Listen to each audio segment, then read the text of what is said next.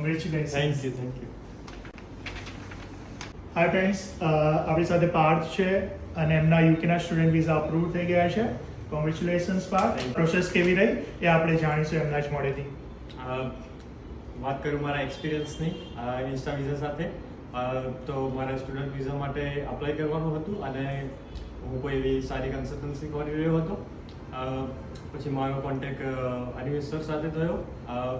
ત્યારબાદ એમણે મને પૂરી પ્રોસેસ જણાવી કેવી રીતે શું કરવાનું છે. પછી મારે ઇન્ટરવ્યૂ આપવાનું હતું, તો ઇન્ટરવ્યૂ માટે પણ મને સારો એવો મોટિવેટ કર્યો અને એક જ દિવસમાં મારું ઇન્ટરવ્યૂ ક્લિયર થઈ ગયું.